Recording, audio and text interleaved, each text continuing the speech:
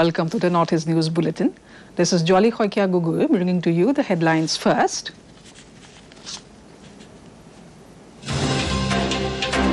Development of new cities and modernization of existing ones are two most important aspects of urban development, says PM Modi.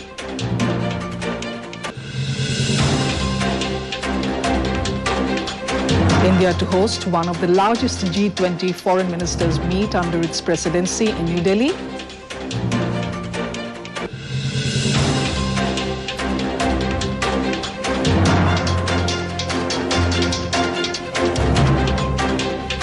All preparations in place for counting of votes for Nagaland, Meghalaya and Tripura. Manipur government rolls out measures to curb gun-related violence.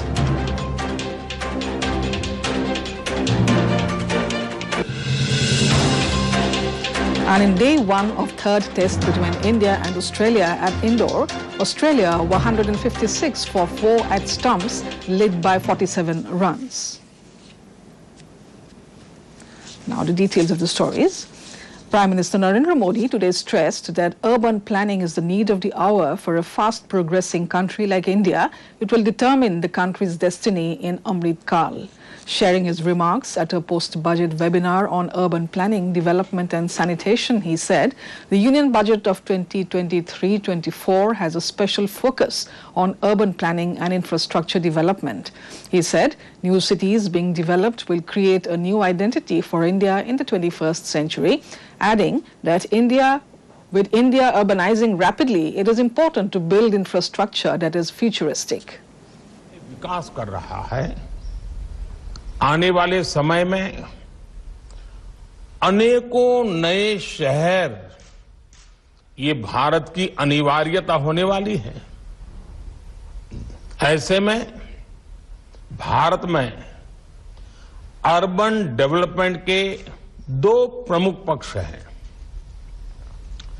नए शहरों का विकास और पुराने शहरों में पुरानी व्यवस्थाओं का आधुनिकीकरण। G20 foreign ministers meeting under India's G20 presidency will be held tomorrow, March 2.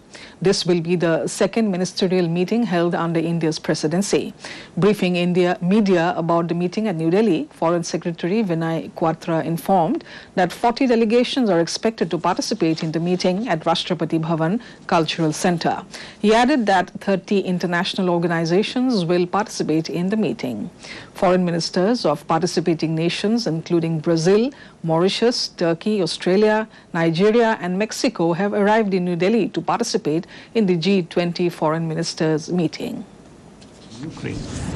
But what is it that they come out with? And more importantly, among the G20 memberships, and when they meet tomorrow and discuss this, what is the understanding that they develop? Not just on Russia-Ukraine conflict, but also.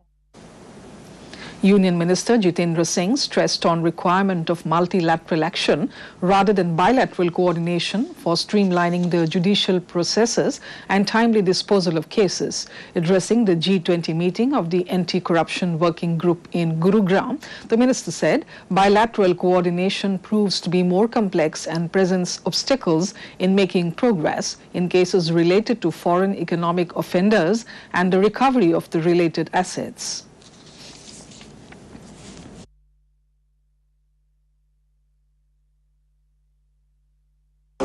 There have been numerous instances of financial or banking frauds that were investigated under relevant statutory provisions that involved high net worth individuals where the proceeds of crime involved was more than $1 billion.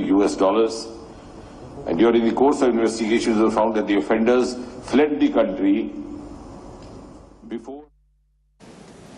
In Mizoram, delegates from 17 nations were accorded a warm welcome at Lengpui Airport, Hua, for the B20 summit in the capital city, Aizawl.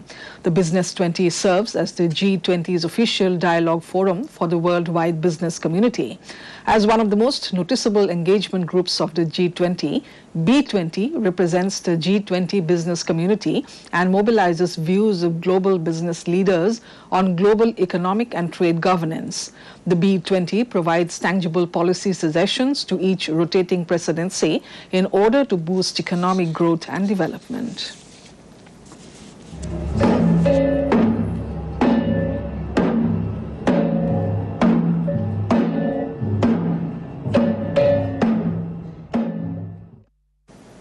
Union Minister of Finance and Corporate Affairs Nirmala Sitharaman on Wednesday visited Gurudongmar Lake located at an altitude of around 17,800 feet in Sikkim's Mangan district. She interacted with army personnel and offered prayers at the holy lake. Later, the minister inaugurated an SBI ATM at Lachin in the presence of Sikkim Roads and Bridges Minister Samdub Lepcha and officials from RBI, SBI, NABARD and district administration. The ATM is aimed at providing banking facilities in Lachin and other border areas. In Nagaland, re-polls were held at 4 polling booths under 4 constituencies of New Colony, Pangti, Zabuka and Patso East Wing today. These polling booths come under Zuneboto, Sainis, Tizit and Tongkyu constituencies. Polling concluded at 4 p.m.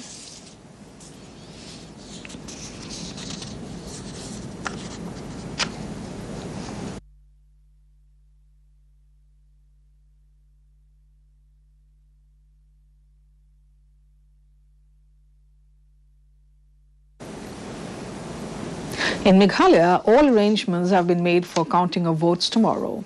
The counting will be held at 13 counting centers across 12 districts and also at 1 subdivision in the state.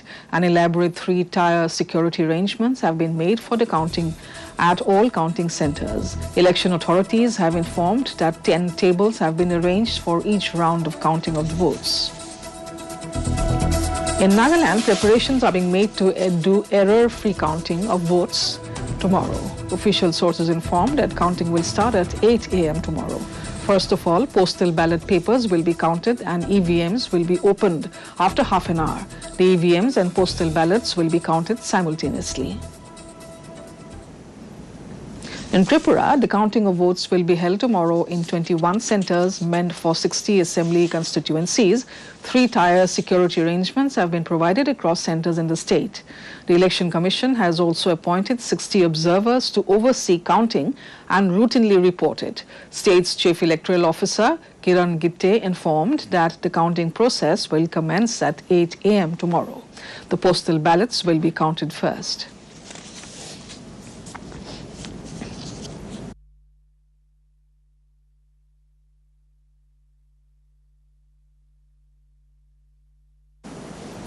Union Minister for Chemicals and Fertilizers, Dr. Mansukh Manvaidya, flagged off the Jan Aushadhi Rath to commence celebrations of Jan Aushadhi Jan Chetana Abhiyan in New Delhi today. This event kick-started the launch of 5th Jan Aushadhi celebrations across the country. Speaking on the occasion, Dr. Mansukh Mandaviya said, Jan Aushadhi Week is being observed, followed by Aushadhi Divas on the 7th March 2023. This Jan Aushadhi Week will focus on awareness about the Jan Aushadhi amongst people.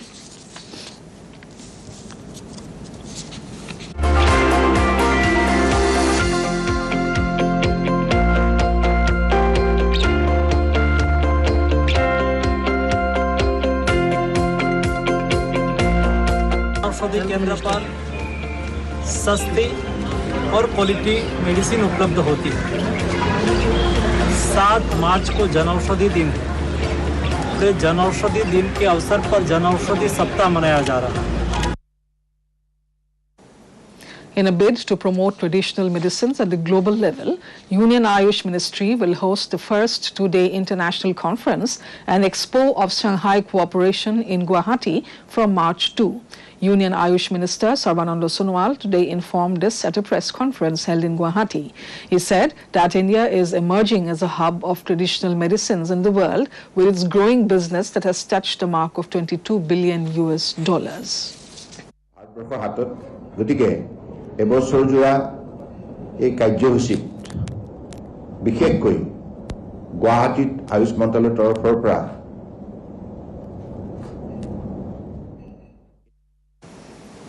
General M.V. Suchindra Kumar has assumed the charge of the Vice Chief of the Army Staff on Wednesday.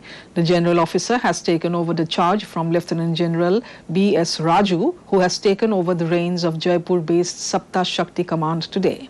Prior to taking over as the Vice Chief of the Army Staff, Lieutenant General Kumar was tenanting the appointment of Deputy Chief of Army Staff Strategy at Army Headquarters. Manipur Chief Minister N. Biren Singh, in the floor of the ongoing assembly session, said that the process for verification and renewal of arm licenses have been initiated across the state in an effort to curb gun-related violence in the state. The process for verification and renewal of arm licenses has been initiated across the state. The state government has launched these measures to curb and prevent incidents of gun-related violence and to ensure that the rule of law prevails in the state, the Chief Minister said. Request Handaki Sahi Ani Humsida license gunna kap me Shibayona case Taramu Sigi Poshe responsible government Akwimasi concerned with the bureau. Imphal labor me Kampupi. In cricket, Australia were 156 for 4 in their first innings against India on day 1 of the third test of the Border Gavaskar Trophy at Indore when stumps were drawn on Wednesday evening. The visitors lead by 47 runs as India were all out for 109 runs in 33.2 overs in their first innings. Australian spinners trio C.L.X. Carey, B.M. Kuhneman and B. Leon ripped through India's fragile batting lineup. Virat Kohli finished as the highest scorer, managing 22 before being trapped LBW by Todd Murphy. India had won the toss and opted to bat first, but the move backfired as the hosts lost 7 wickets in the opening session. In Arunachal Pradesh, construction of a portion of the 138-kilometer Zoram-Koloriang highway has been completed recently. The National Highways and Infrastructure Development Corporation Limited, NHIDCL, has undertaken to upgrade a roadway from Zoram to Koloriang Road. The project included the construction of pavements, bridges, culverts, road intersections, interchanges, drains and related infrastructure, and the installation of signalling and safety systems. The project has been developed under SARDP Northeast.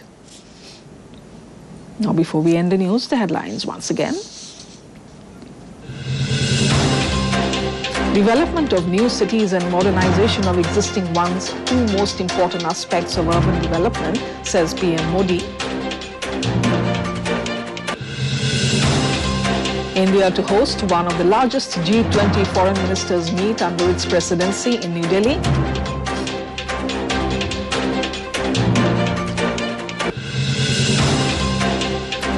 All preparations in place for counting of votes for Nagaland, Meghalaya and Tripura.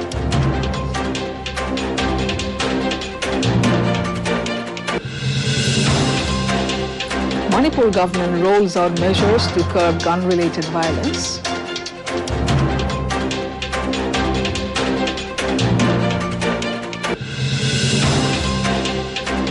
And in day 1 of third test between India and Australia at Indore, Australia were 156 for 4 at stumps, led by 47 runs.